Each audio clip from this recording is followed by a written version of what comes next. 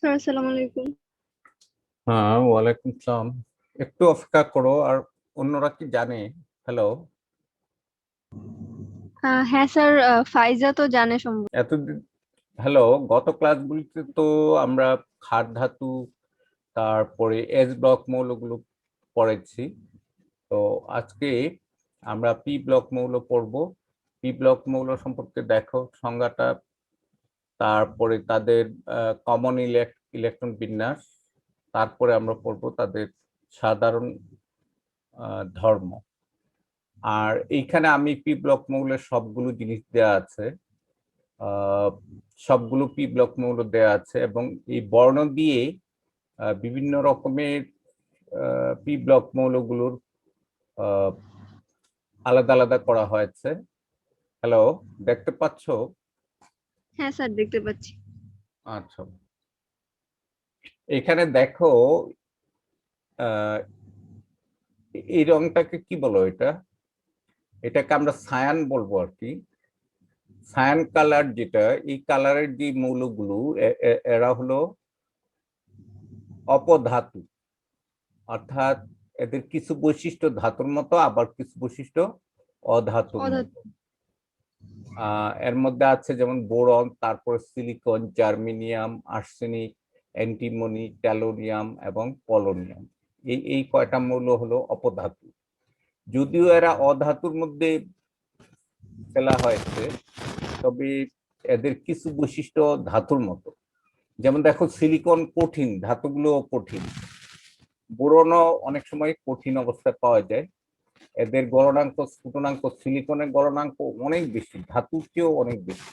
যেমন বালু, silicon dioxide, এরকম জার্মেনিয়াম।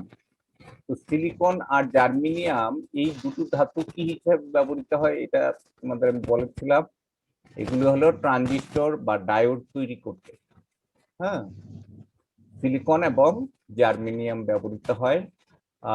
তার সাথে ডুপিং মেটাল হিসাবে অ্যালুমিনিয়াম অথবা ফসফরাস, অ্যালুমিনিয়াম ফসফরাস দুটোই ব্যবহার হয়।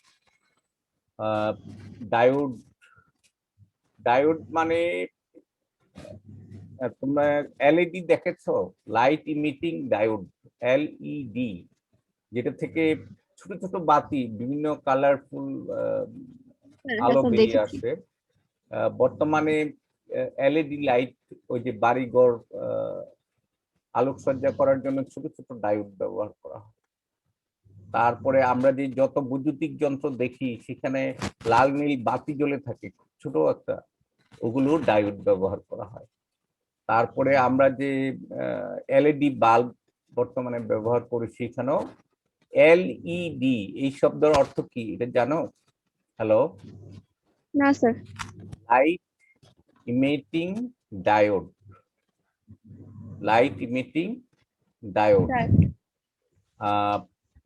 অর্থাৎ এটার মধ্যে যদি আমরা বিদ্যুতের পজিটিভ নেগেটিভ প্রান্ত যোগ করি, একটা নির্দিষ্ট মাত্রার বিদ্যুৎ দেই, তখন এর থেকে আলো বেরিয়ে আসে। এই তো এটা তোমরা ফিজিক্স তো পড়বা, ডায়োড কি, ডায়োড কত রকমের আছে, এগুলো কি পড়েছ ক্লাস 10-এ? Diode, transistor. হ্যাঁ স্যার, ফিজিক্সে লাস্ট অধ্যায়ে ছিল ট্রানজিস্টর, ডায়োড, কিন্তু স্যার এখন মনে নেই ওগুলা। হ্যাঁ, ওগুলো খুবই ইম্পর্টেন্ট জিনিস বর্তমানে। বর্তমান জগতে ওইটা প্রয়োগ অনেক বেশি। যারা ইলেকট্রিক্যাল ইঞ্জিনিয়ারিং পড়ে, ট্রিপলি পড়ে, তাদের জন্য ওইগুলো নিয়েই ওরা গবেষণা করে। সেমি কন্ডাক্টর, অর্ধপরিবাহী, তারপরে এই ডায়োড, ট্রানজিস্টর, এগুলো দিয়েই এই যে কম্পিউটারের যে প্রসেসর, তারপরে মেমোরি, সব তোমার ট্রানজিস্টর দিয়ে তৈরি হয়। তো এই ট্রানজিস্টর গুলো কি দিয়ে তৈরি? Silicon, germanium, phosphorus, aluminium. Mainly হলো সিলিকন আর জার্মেনিয়াম। আর ডুপিং মেটাল মানে ভেজাল হিসেবে ব্যবহার করা হয় অ্যালুমিনিয়াম, ফসফরাস, এগুলো। হুম। যাই হোক, আমি পড়ায় চলে যাচ্ছি। পি ব্লক মৌল, পি ব্লক মৌলের মধ্যে এই সিলিকন একটা অনন্য অসাধারণ মৌল। এটা কেন বললাম? যে বর্তমানে যে আধুনিক যুগে যত ইলেকট্রনিক যন্ত্রপাতি আছে সবকিছুতেই সিলিকন চিপসের ব্যবহার হয়। এই কারণে যেখানে ইলেকট্রনিক জিনিসপত্র তৈরি হয় সেটাকে সিলিকন ভ্যালি বলা হয়, যেটা আমেরিকায় মাইক্রোসফট কোম্পানির যে এলাকাটা ওইটাকে সিলিকন ভ্যালি বলা হয়, যেখানে সিলিকন চিপস নিয়ে কাজ করা হয়। এই তো যাই হোক, পি ব্লক মৌল কাকে বলে এটা তো আমরা আগে অলরেডি পড়েছি, যে সর্বশেষ ইলেকট্রনটা যদি পিতে যায় তাহলে সেটা হলো পি অরবিটালে যায়, তাহলে সেটা হলো পি ব্লক মৌল ইলেকট্রন বিন্যাসে। এবং এদের কমন ইলেকট্রন বিন্যাসটা কি? কমন ইলেকট্রন বিন্যাসটা হলো NS2N P 1 থেকে 6, N এর মান 2 থেকে 7। আচ্ছা, এখানে N এর মান 1 হলো না কেন, এটা কি বলতে পারো? হ্যালো, এন এর মান 1 হলো না। শোনো, N এর মান যদি 1 হয় তো 1s2 দিয়ে তো শেষ হবে, 1p কি হবে অরবিটাল? না না না স্যার। তাইলে পিতে তো ইলেকট্রন যাওয়ার প্রশ্নই আসে না, তাইলে হিলিয়াম আর নিয়নের মধ্যে সীমাবদ্ধ। এই আসসালামু আলাইকুম। ওয়ালাইকুম আসসালাম। দেরি করে ফেলেছ, আমরা আজকে পি ব্লক মৌল পড়বো।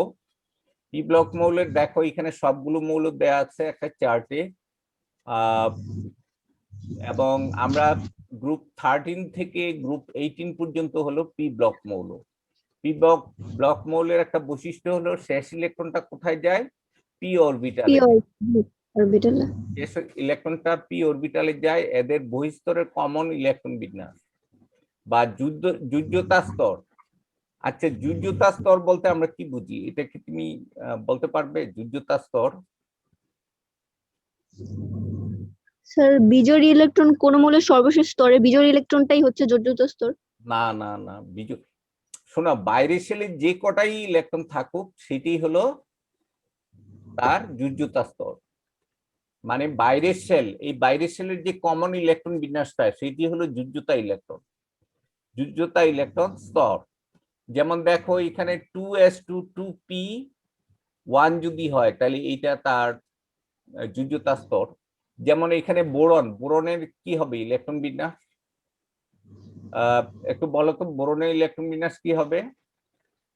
এখানে 5টা ইলেকট্রন আছে, তো 5টা ইলেকট্রন, হ্যাঁ 1s2 2s1 2p1 2p1 2p1, তাইলে এর যোজ্যতা স্তরের ইলেকট্রন কয়টি? 3টি। 3টি, একটা। রাইট। ও তিনটা। হ্যাঁ, তাহলে এটার ইলেকট্রন বিন্যাসটা কি হবে? 2s2 2p1। ক্লিয়ার? আচ্ছা, জি স্যার। এবার আমরা কার্বনে যদি যাই তাহলে এটার ইলেকট্রন বিন্যাসটা এখানে কি চেঞ্জ হবে একটু বলো। 1s2 2s2 2p। না, আমরা যোজ্যতা স্তর বলবো, ওয়ানটা ভিতরেরটা বলবো না। আচ্ছা তাহলে স্যার এখানে হবে 2s2 2p2।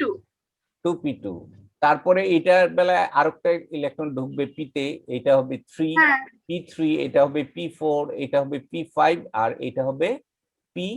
p6। তাইলে এই যে দেখছো পি এর মধ্যে ইলেকট্রনটা যাচ্ছে কত, 1 থেকে 6টা। আর এন এর সর্বনিম্ন মান হলো, যেমন 2 এই থেকে এই সারিতে, শোনো, এই সারিতে এন এর সর্বনিম্ন মান কত? এটা দ্বিতীয় শক্তি স্তর না? হ্যাঁ স্যার 1 নো, 1 না, এন এর সর্বনিম্ন মান হলো 2।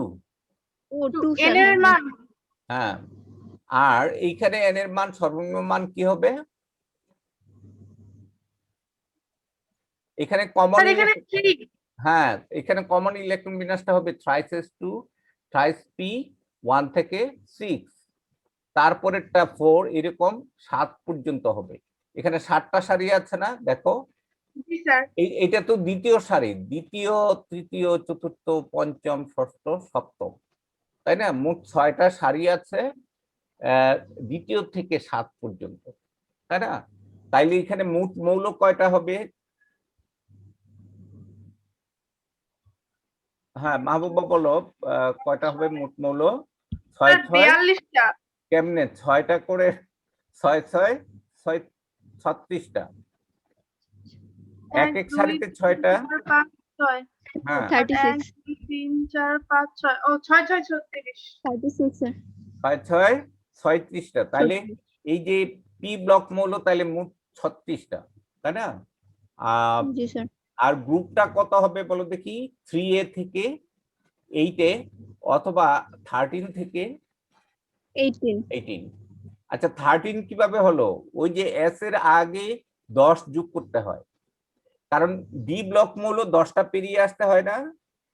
হ্যাঁ স্যার হ্যাঁ, এস ব্লক মৌল 2টা পেরিয়ে আসতে হয়, তাইলে 12 যোগ করে আর এখানে 1 যোগ করলে 13 হবে। এটা 12 যোগ করলে আচ্ছা 12 কিভাবে হলো? এস ব্লক মৌল হলো 2 সারি আর ডি ব্লক মৌল কয় সারি, কয় কয় কলাম? 10 কলাম। ডি ব্লক মৌল হলো ডি এর মধ্যে 1 থেকে 10 না, হ্যাঁ স্যার আর এস এর মধ্যে কত? 1 থেকে 2, তো 2 আর 10 কত? 12। 12 আর এর বাইরে ছেলে একটা ইলেকট্রন আছে, তাহলে এটা হবে 13।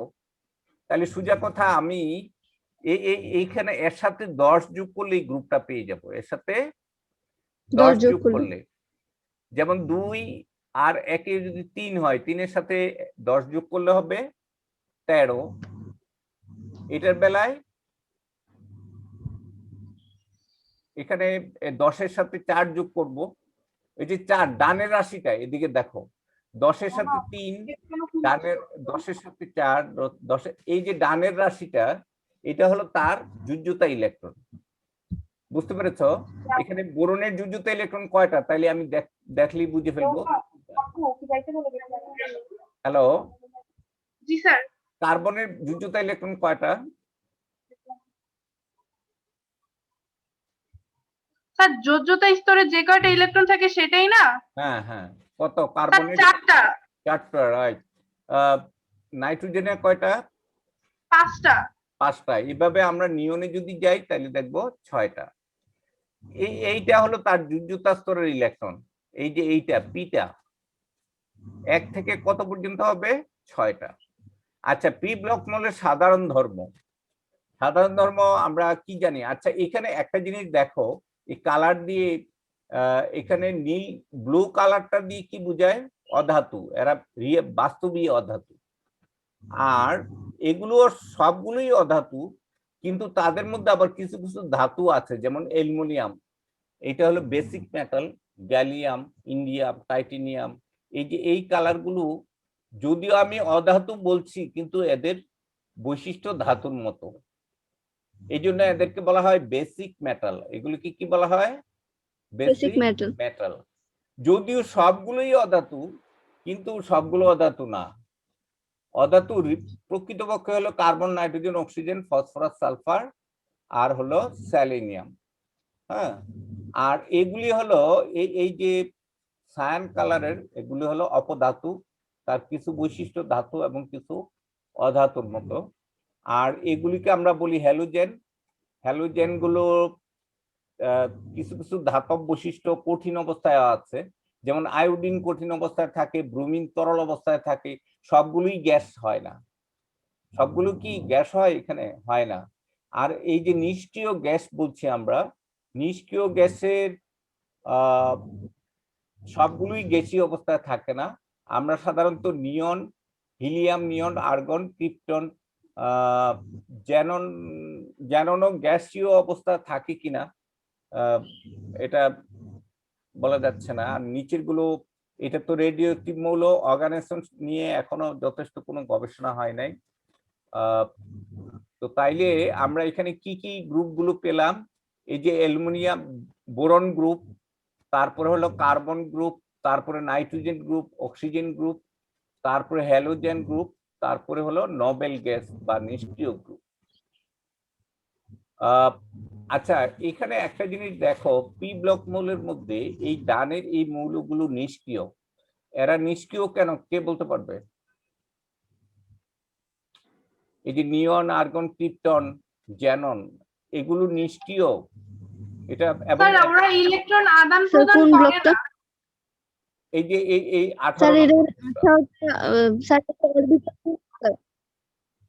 হ্যাঁ স্যার, এরা এগুলো প্রত্যেকটাই মানে কোনো মৌলের সাথে বিক্রিয়া করবে না, কারণ স্যার লাস্টের কক্ষপথে পূর্ণ, মানে শোনো, না লাস্টের স্যার, এগুলো কক্ষপথে হলো স্যার, আমি একটু বলি, একটু দেখো, লাস্টের কক্ষপথ অষ্টক পূর্ণ, মানে S2P6, S2P6, এখানে মোট কয়টা ইলেকট্রন বলো দেখি?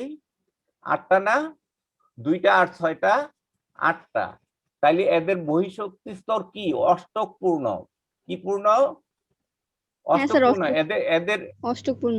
অষ্টক পূর্ণ। এদের বাইরের শেলে কোনো ফাঁকা অরবিটাল আছে? নাই, কোনো ফাঁকা না অরবিটাল নাই। আমরা যদি এদের ইয়েগুলো দেখাই, যেমন দেখো এস, এইটা হলো এস অরবিটাল, তারপরে পি অরবিটাল যদি 3টা হয়,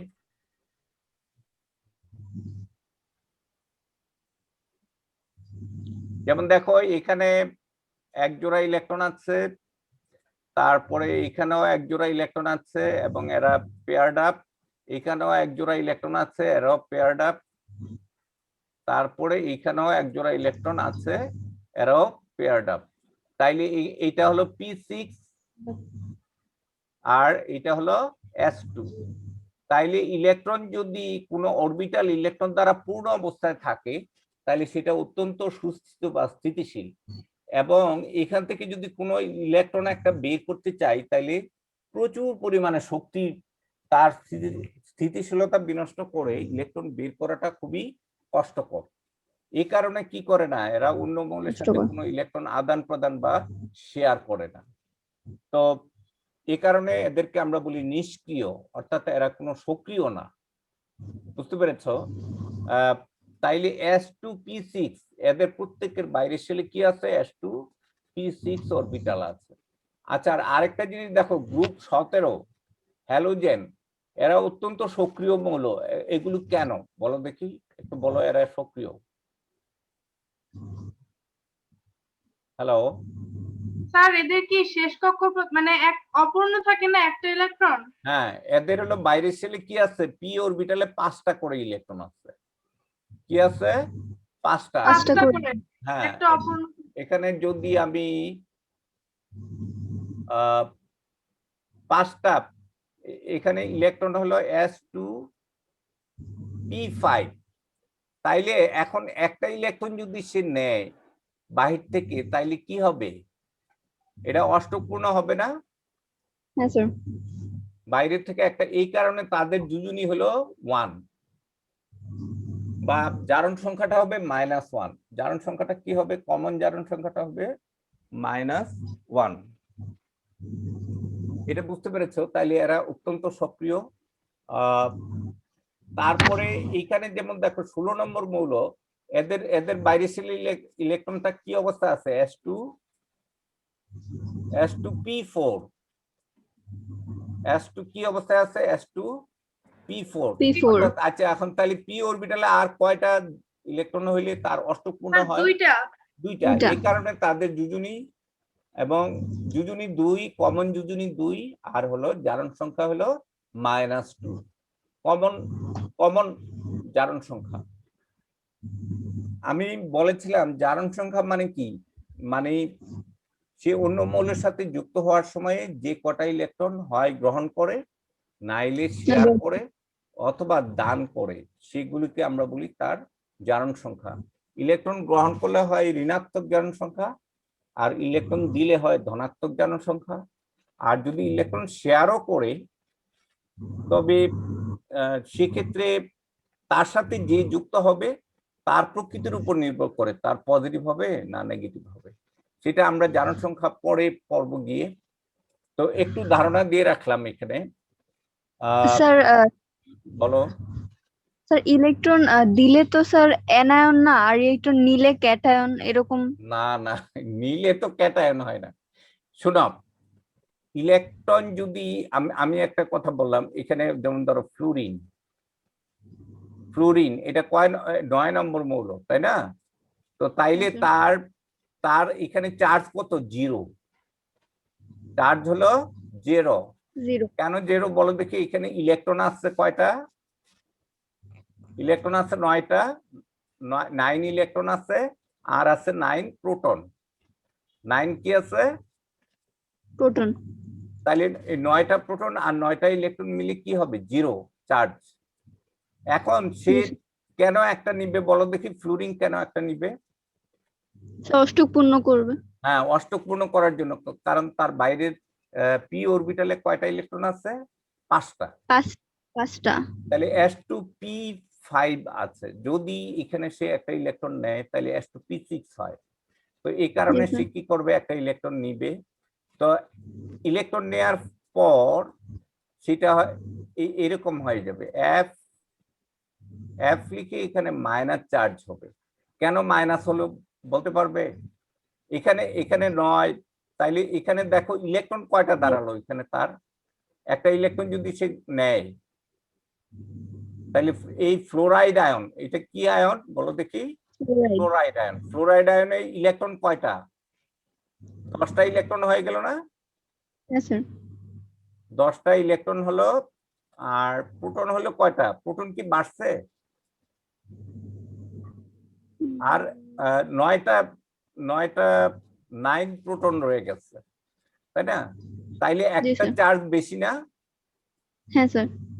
একটা কি চার্জ বেশি? ইলেকট্রনের। হ্যাঁ, তাহলে এই কারণে এখানে -1 দিয়েছে। তাইলে অক্সিজেন যদি দুটো ইলেকট্রন গ্রহণ করে তখন এটা কি হবে?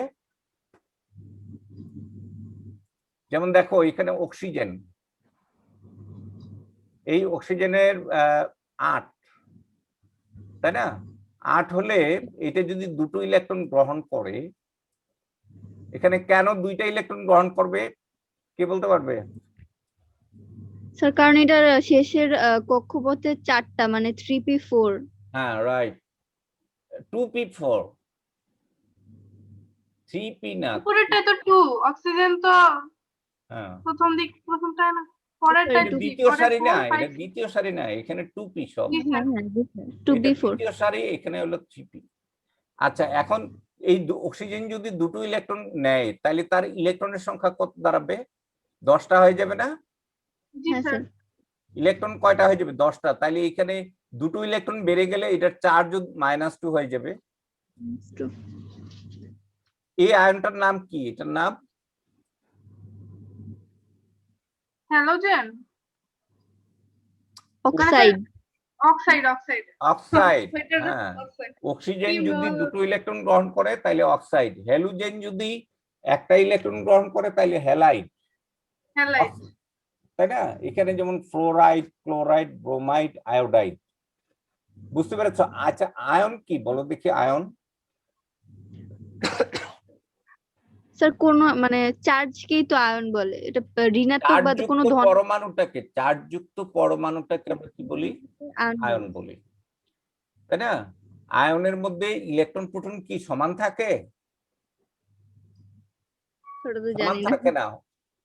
যদি ইলেকট্রন বেশি থাকে তাহলে নেগেটিভ আয়ন হয় প্রোটনের চেয়ে, আর যদি প্রোটনের চেয়ে ইলেকট্রন কমে যায় তাহলে সেটাকে আমরা বলি পজিটিভ আয়ন। যেমন দেখো সোডিয়ামের প্রোটন আছে কয়টা? 11টা না? জি স্যার। তো সোডিয়াম যদি বাইরের সেল থেকে একটা ইলেকট্রন দিয়ে দেয় তাহলে তার প্রোটন তো 11টাই থাকবে, ইলেকট্রন কয়টা থাকবে? 12টা। কেমনে? একটা ইলেকট্রন দিয়ে দিলে 12টা ইলেকট্রন নিয়ে নিলে নিবে তো না। সোডিয়াম কেন নিবে বলো দেখি? না, ও দিবে, ওর অষ্টক মানে ওর পূর্ণ হয়ে বেশি হ্যাঁ, আছে। তার বাইরের সেলে। এদিকে দেখো, তোমরা এই জিনিসগুলো বুঝো না বলে অনেক জিনিস তোমরা পারো না। যেমন দেখো সোডিয়াম হলো 11, তাইলে এর মধ্যে ইলেকট্রন কয়টা বলো দেখি? ইলেকট্রন হলো 11টা। আর প্রোটন কয়টা? 11টা। প্রোটনও 11টা। আচ্ছা, এখন দেখো এই 11টা হলো নেগেটিভ চার্জ আর পজিটিভ চার্জ হলো 11টা। কিন্তু এইটা যদি একটা ইলেকট্রন ছেড়ে দেয়, এই সোডিয়াম যদি একটা ইলেকট্রন ছেড়ে দেয়, সোডিয়াম পরমাণু প্লাস একটা ইলেকট্রন, তাইলে এখানে এখানে কয়টা ইলেকট্রন থাকবে? স্যার 10টা। 10টা। তাইলে এখানে যদি ইলেকট্রন 10টা হয়, ইলেকট্রন হলো 10টা আর প্রোটন হলো কয়টা? 11টা। 11টা। তাহলে 10টা হলো নেগেটিভ চার্জ আর 11টা পজিটিভ। 11টা হলো পজিটিভ চার্জ। তাহলে এখানে পজিটিভ চার্জ একটা বেশি না? হ্যাঁ স্যার। তাহলে এই কারণে এখানে আমি প্লাস লিখি। কি বুঝতে পেরেছো? তাহলে হ্যাঁ স্যার, সোডিয়াম বুঝতে যদি একটা ইলেকট্রন ছেড়ে দেয় তাহলে কি হয়? সোডিয়াম প্লাস আয়ন প্লাস একটা ইলেকট্রন। কি বুঝতে পেরেছো? এটা কোন ধরনের আয়ন? এটা ধনাত্মক আয়ন। এটা হলো হুম। ধনাত্মক আয়ন। ক্লিয়ার? আয়ন নিয়ে আমি পরে পড়বো। তোমরা দেখো এই যে পি ব্লক মৌলের সাধারণ ধর্মগুলো একটু পরে শোনাও তো আমাকে 3টা পয়েন্ট।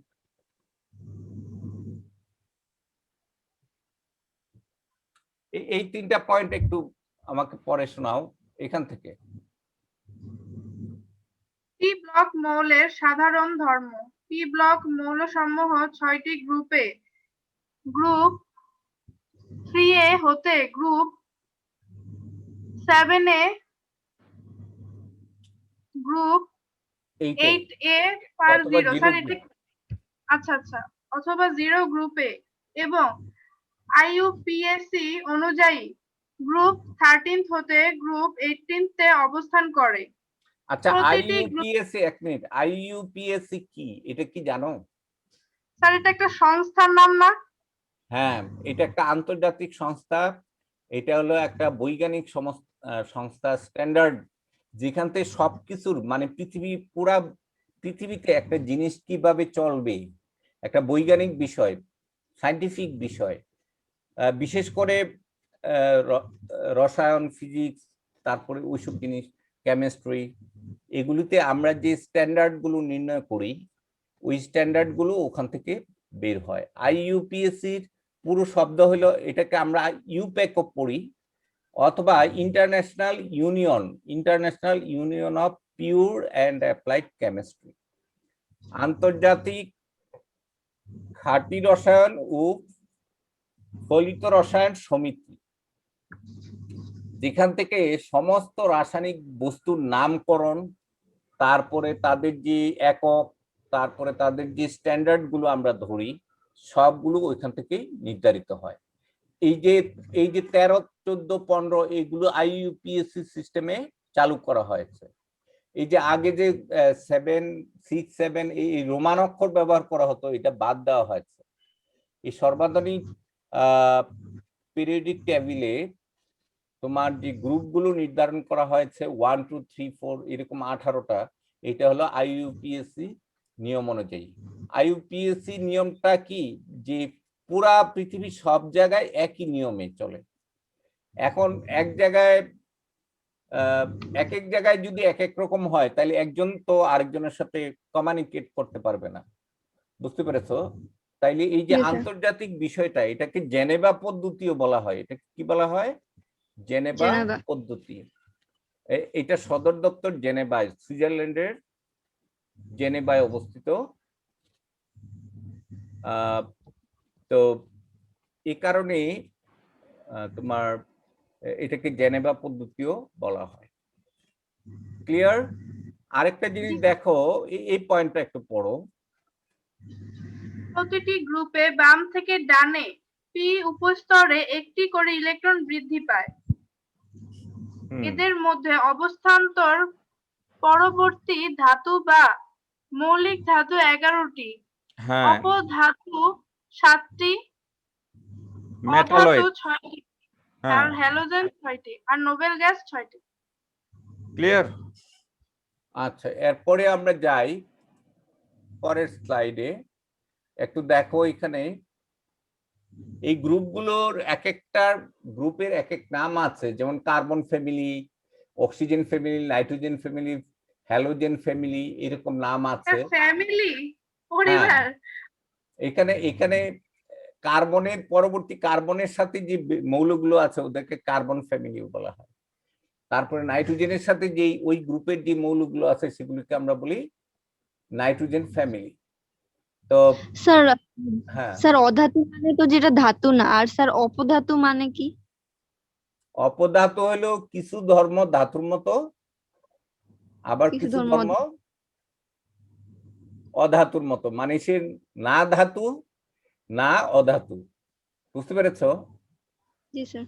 কিছু কিছু বৈশিষ্ট্য ধাতুর মতো, কিছু কিছু অধাতুর মতো, এই জন্য এটাকে অপধাতু বলা হয়। ইংরেজিতে বলা হয় মেটালয়েড। মেটালয়েড।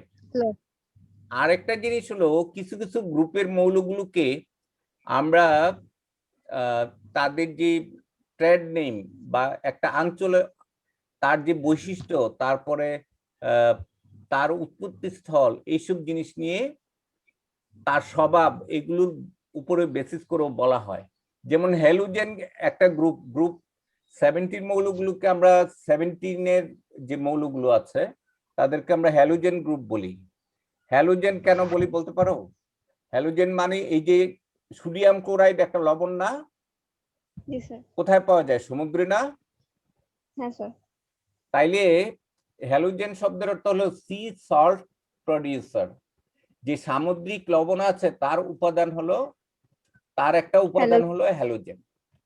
যেমন সোডিয়াম ক্লোরাইডে আমরা ক্লোরিন পাই, তারপরে ক্যালসিয়াম ক্লোরাইডেও আমরা ক্লোরিন পাই, তারপরে সোডিয়াম ব্রোমাইড, তারপরে সোডিয়াম আয়োডাইড, এই হ্যালোজেন গুলো হলো লবণের উপাদান, বিশেষ করে সামুদ্রিক লবণের উপাদান, এই জন্য এদের নাম বলা হয় হ্যালোজেন। তারপরে অক্সিজেন হলো যত আকরিক আছে, অক্সাইড আকরিক, আকরিকের উপাদান অক্সিজেন, এই কারণে এদেরকে বলা হয় চ্যালকোজেন। কার্বন ফ্যামিলিটাকে আমরা শুধু কার্বন ফ্যামিলি বলতে পারি, বা সমস্ত জৈব যৌগের একটা উপাদান হলো কার্বন। বুঝতে পেরেছো? তো এই কার্বন ফ্যামিলি আমরা বলি। গ্রুপ নাইট্রোজেন, যে গ্রুপটা, নাইট্রোজেনের মধ্যে কি আমরা শ্বাস নিতে পারি? পারি না। এই কারণে নাইট্রোজেন ফ্যামিলির একটা নাম হলো নিকটোজেন। নাইট্রোজেন ফ্যামিলির একটা নাম হলো নিকটোজেন। বুঝতে পেরেছো? এইভাবে। আর নিষ্ক্রিয় গ্যাসগুলোকে আমরা নোবেল গ্যাস বলি। নোবেল গ্যাস মানে কি বলো দেখি? নোবেল শব্দের অর্থ কি এখানে? মহৎ। আচ্ছা, নোবেল মানে কি? আমরা খুব বড় রকমের একটা জিনিসকে, সেরা জিনিসকে আমরা বলি নোবেল। হ্যাঁ, তো এই যে নিষ্ক্রিয় গ্যাসগুলো সব মৌলই কি করতে চাই? হয় ইলেকট্রন ছেড়ে দিয়ে, নাইলে ইলেকট্রন গ্রহণ করে নিষ্ক্রিয় কাঠামো পেতে চায়। বুঝতে পেরেছো? আচ্ছা, আমাদের সমাজে এমন আছে না যে অনেক লোক খুব বড়, তার গাড়ি বাড়ি সবকিছু আছে, এখন অন্য মানুষ কি চায়? তার মতো হতে চায়। তাইলে এই যে নিষ্ক্রিয় মৌলগুলো, তাদের যতগুলো ইলেকট্রন দরকার তাই আছে, তাই না? তাইলে অন্য মৌলগুলো কি তার মতো হতে চায়? তো এইটাকে আমরা নোবেল ধরি। নিষ্ক্রিয় গ্যাসগুলোকে আমরা কি ধরি? অভিজাত। নোবেল মানে অভিজাত। আচ্ছা, অভিজাতরা কি মিশতে চায়? কারোর সাথে মিশতে চায় না, কিন্তু বাকি অন্য সবাই চায় তার সাথে মিশতে, কিন্তু সে আবার আলাদা আলাদা থাকতে চায়। এইটাই হলো একটা যেমন সামাজিক নিয়ম। এই যে 118টা মৌলের মধ্যে নোবেল গ্যাসগুলো হলো অভিজাত গ্যাস, তাই না? এই যে হিলিয়াম, নিয়ন, আর্গন, ক্রিপ্টন, জ্যানন, এদের মতো সবাই হতে চায়। এই কারণে কি হয় বলো দেখি? যেমন সোডিয়াম একটা ইলেকট্রন ছেড়ে দিয়ে নিয়নের মতো হতে চায়, আবার ক্লোরিন একটা ইলেকট্রন গ্রহণ করে আর্গনের মতো হতে চায়। এই কারণে সোডিয়াম আর ক্লোরিনের মধ্যে কি হয়? বন্ধন তৈরি হয়, তাই না? তো এই মৌলগুলোর মধ্যে বন্ধন তৈরির মূলে রয়েছে যে সবাই চায় যে আমি নিষ্ক্রিয় গ্যাসের মতো কাঠামো চাই, হতে চাই। এই কারণে কি করে? তারা ইলেকট্রন গ্রহণ বর্জন বা শেয়ার করে। আর ইলেকট্রন গ্রহণ বর্জন শেয়ার করলে কি হয়? তাদের মধ্যে একটা বন্ধন তৈরি হয়। আমরা রাসায়নিক বন্ধন নিয়ে পরের ইয়েতে পড়বো আরো পরে। তো এইটার এই নোবেল গ্যাস বলতে আমরা কি বুঝি? নিষ্ক্রিয় গ্যাসগুলোকে আমরা কি বলি? Nobel gas. গ্রুপ 18-র যে মৌলগুলো, তাই না? আচ্ছা, এরপরে আর আমরা পড়বো গ্রুপ 13-এর পি ব্লক মৌল। 13-এর পি ব্লক মৌলগুলো কি? বোরন, অ্যালুমিনিয়াম, গ্যালিয়াম, ইন্ডিয়াম, ট্যালোরিয়াম, নিহনিয়াম, তাই না? এই মৌলগুলো, এর মধ্যে বোরন অপধাতু, আর বাকিগুলো হলো মৌলিক ধাতু। আচ্ছা, মৌলিক ধাতু মানে কি বলতে পারো? বেসিক মেটাল বলতে কি বোঝায়? মৌলিক ধাতু হ্যাঁ, যে ধাতুগুলো স্যার মৌলিক ধাতু ভাঙলে সেটা কি পাওয়া যাবে, অন্য কিছু পাওয়া যাবে না? হ্যাঁ, রাইট। হাইড্রোজেনকে ভাঙলে শুধু হাইড্রোজেন পাওয়া যাবে, তাইলে এছাড়া অন্য কোনো মৌলকে পাওয়া যাবে যেমন না। অ্যালুমিনিয়াম একটা মৌলিক ধাতু, অ্যালুমিনিয়ামের হাড়ি পাতিল কত কিছু আমরা বানাই না? জি স্যার। বানাই। তো তাইলে অ্যালুমিনিয়ামের ভিতরে জি কি স্যার। আবার লোহা থাকে? থাকে না। তাইলে অ্যালুমিনিয়াম হলো একটা মৌলিক ধাতু। এরকম গ্যালিয়াম, তারপরে ইন্ডিয়াম, এগুলো প্রত্যেকটাই হলো মৌলিক ধাতু।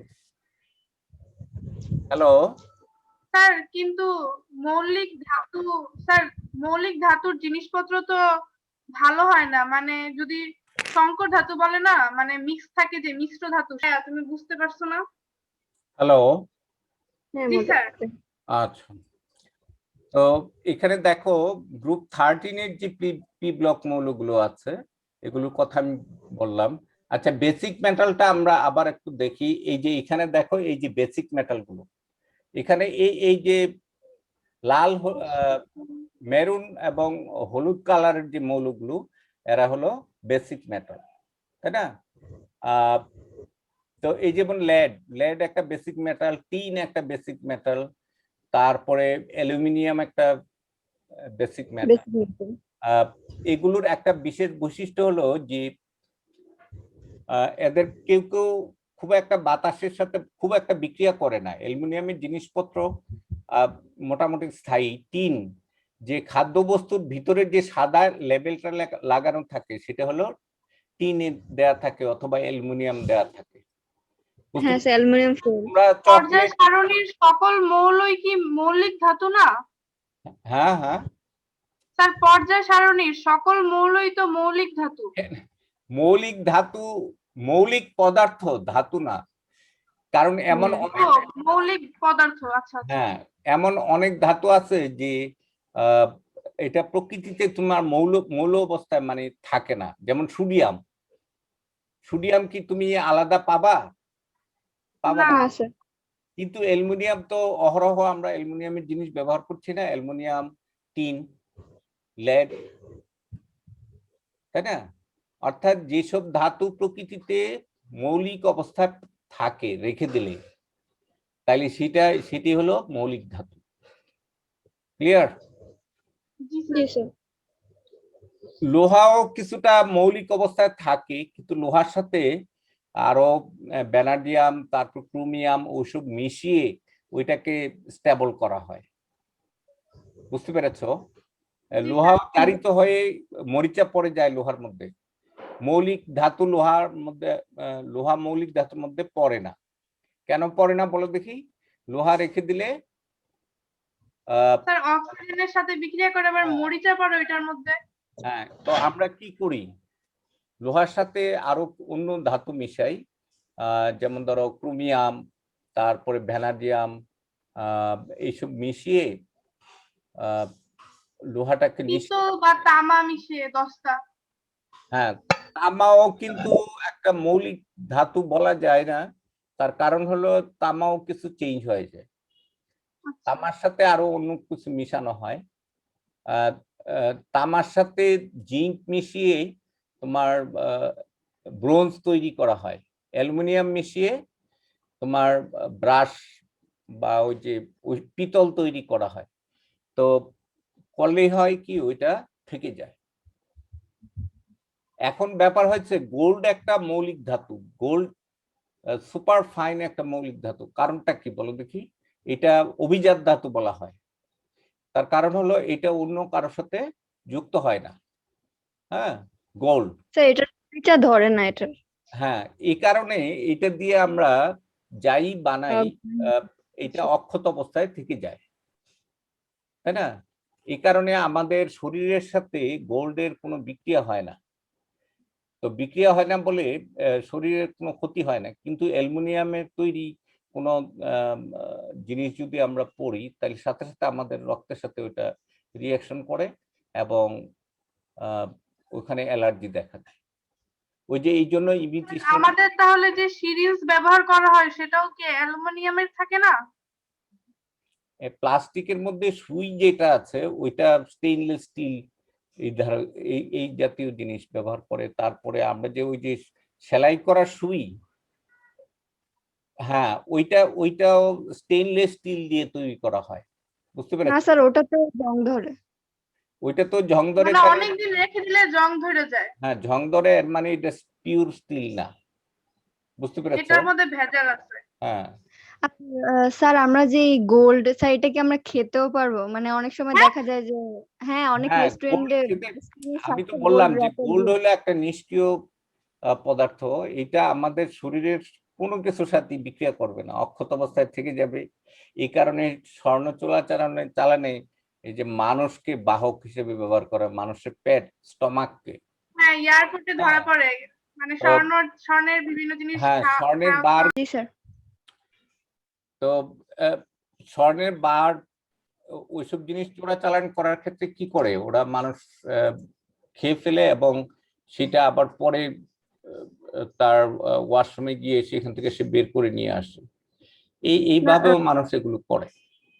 স্যার এছাড়াও স্যার আমেরিকা বা মানে এরকম অনেক রেস্টুরেন্টে যেখানে আইসক্রিমের উপর স্বর্ণের র্যাপার দেওয়া হয়, মানে অনেক দামি যদিও এই খাবারটা, বাট আইসক্রিমের উপর দেখা যায় যে স্বর্ণের র্যাপার বা বার্গারের উপর স্বর্ণের র্যাপার এরকম মানে এইভাবে খায়। চকলেটের উপরেও তো থাকে না?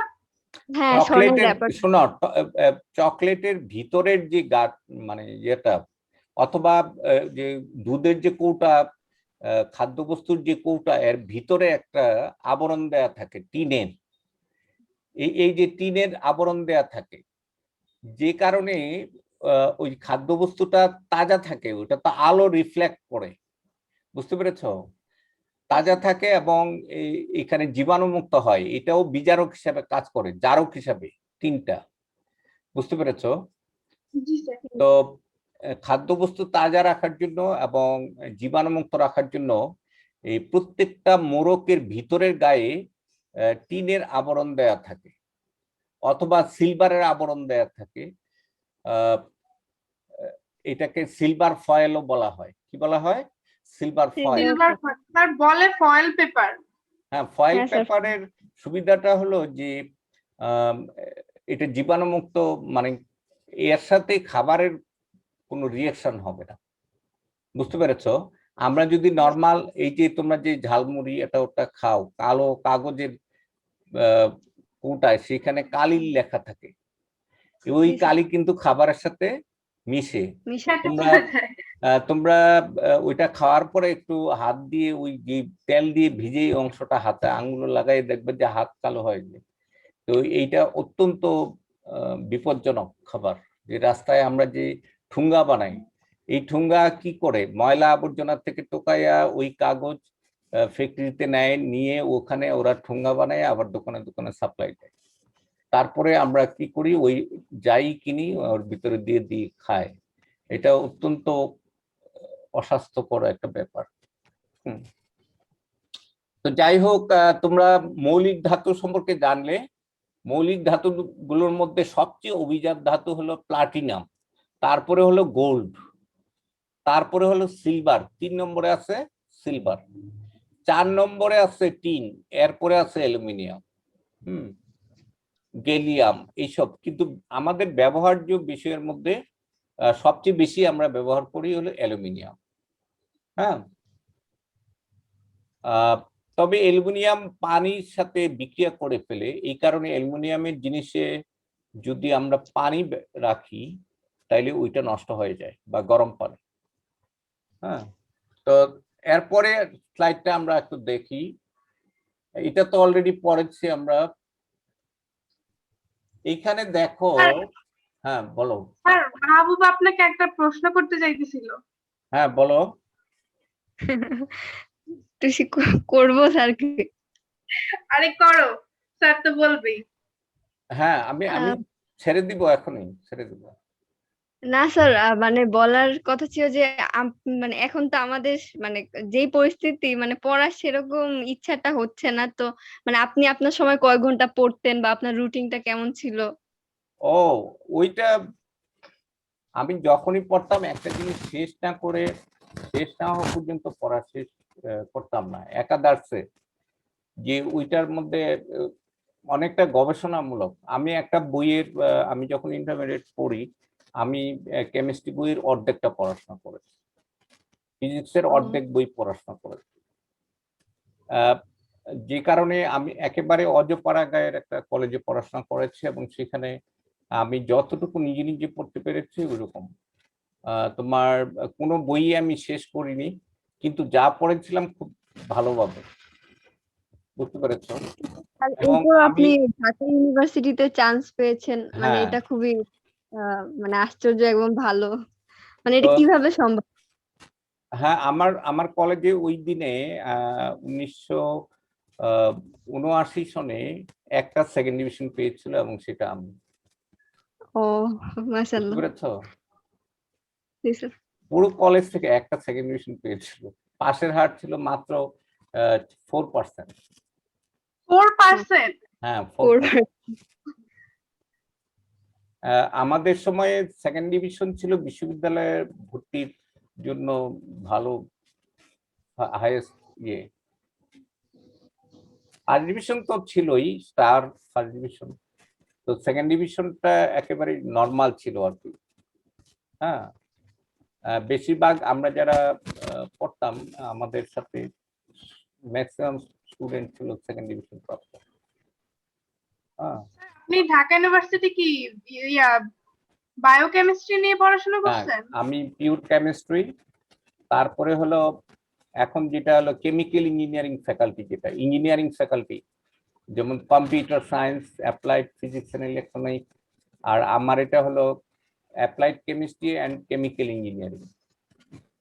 হ্যাঁ, ওইটাতে আমি মাস্টার্স করেছি আর অনার্স করেছি কেমিস্ট্রি। স্যার আপনি তো পিএইচডি করলেই আপনার ইউনিভার্সিটিতে একটা জব হয়ে যেত। হ্যাঁ, ওইটা এখন আর লাইফ শেষ করে এখন তো আর বুঝতে হবে না, যা চলে গেছে গেছে। ঠিক আছে, একটু দেখো তো দেখি এখানে, দেখো একটা মেটালের সাথে অক্সিজেন অক্সিজেনে যদি একটা মেটালকে আমরা এই যে পি ব্লক মৌলের 13 নম্বর গ্রুপের যে মৌলগুলো আছে তার সাথে এগুলো মেটাল আছে না, যেমন ধরো অ্যালুমিনিয়াম, তাই না? আচ্ছা, এদের কমন যোজনী কত? এদের কমন যোজনী হলো 3, তাই না? জি স্যার।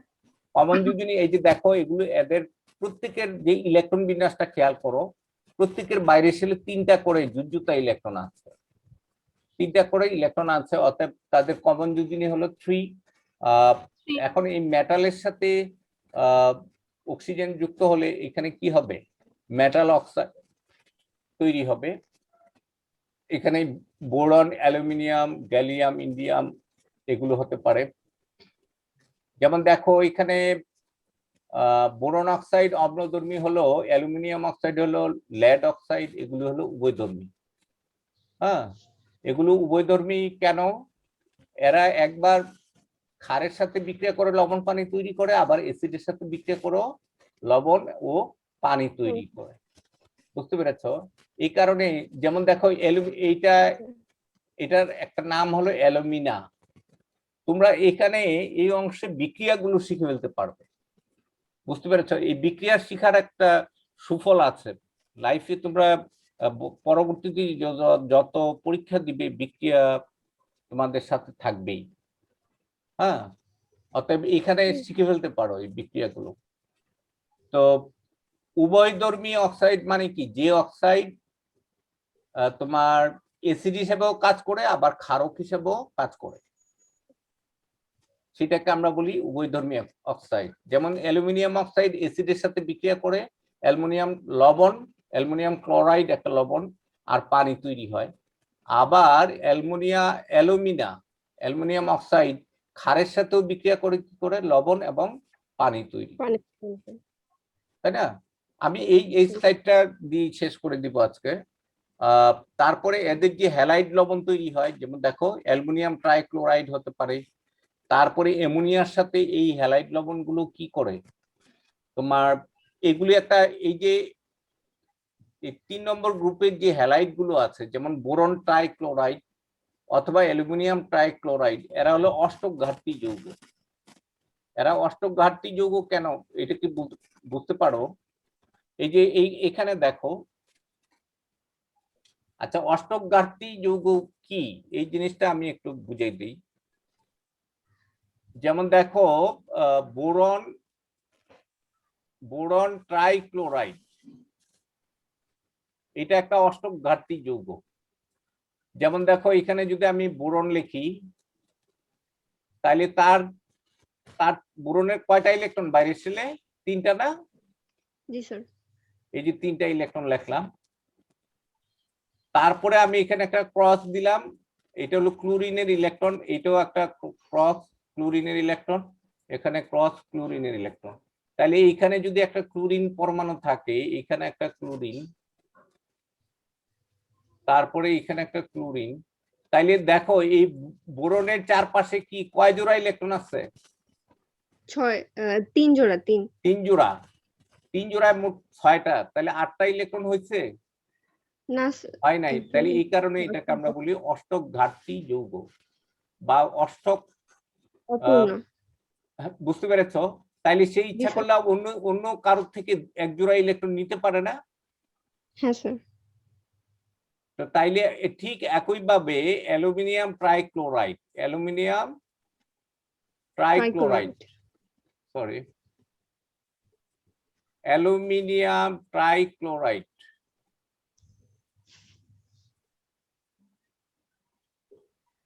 এটা কি ধরনের যৌগ হবে? এল, তারপরে হলো Cl3, এটা কি অষ্টক ঘাটতি যৌগ হবে? অ্যালুমিনিয়ামের বাইরে ছিল 3টা ইলেকট্রন আছে, তাই না? আর ক্লোরিন থেকে 3টা শেয়ার করলো, তাইলে মোট 6টা ইলেকট্রন হলো না? তাইলে অষ্টক ঘাটতি না? জি স্যার। এই কারণে সে কি করে, এক জোড়া ইলেকট্রন অ্যামোনিয়ার থেকে নেয়। আর এই অ্যামোনিয়ার কি এক জোড়া ইলেকট্রন বেশি আছে? জি স্যার। নাইট্রোজেনের মোট 5টা ইলেকট্রন আছে না? জি স্যার। 5টার মধ্যে সে 3টা ব্যবহার করছে, আর এক জোড়া রয়ে গেছে না? জি স্যার। তো আগামী ক্লাসে আমি এই জিনিসগুলো পড়াবো, তোমরা একটু এই জিনিসগুলো একটু পড়তে হবে তোমাদের। এখন তুমি যদি না পড়ে টাইম পাস করে তোমরা আমার কাছে কিছু পরীক্ষা দাও, আমি ওই যে অনলাইনে যে পরীক্ষা নিব তোমাদের, ওই যে ইয়ে দিয়ে কুইজ গুলো দাও, অবজেক্টিভ। স্যার কিসের মধ্যে? এই যে এই পর্যন্ত যা পড়ালাম আমি ওই যে গুগল ডক্স এর মাধ্যমে, ওই যে তোমাদের এর আগে আমি প্রশ্ন নিয়েছিলাম না, তোমরা খালি ক্লিক করবা, সঠিক উত্তর কোনটা সেটা তুমি আবার পরে দেখতেও পারবা রেজাল্ট পাওয়ার পরে। হ্যালো? জি স্যার। তাহলে ওই পরীক্ষার জন্য তোমরা এই পর্যন্ত যা পড়ালাম এগুলো কমপ্লিট করো, আর এই অধ্যায়টা একটু পড়ো। হ্যাঁ, স্যার তৃতীয় অধ্যায় থাক স্যার, যে পর্যন্ত আপনি পড়িয়েছেন। তৃতীয় অধ্যায় মানে আপনি যতটুকু পি ব্লক মৌল ওর মধ্যে, আচ্ছা সেটা তো আমি বলে দিব, আমি যা পড়াই নাই সেটার উপরে কোনো প্রশ্ন হবে না। জি স্যার। ঠিক আছে? আচ্ছা জি স্যার। স্যার। আচ্ছা, থ্যাংক ইউ তোমাদের। আসসালামু আলাইকুম।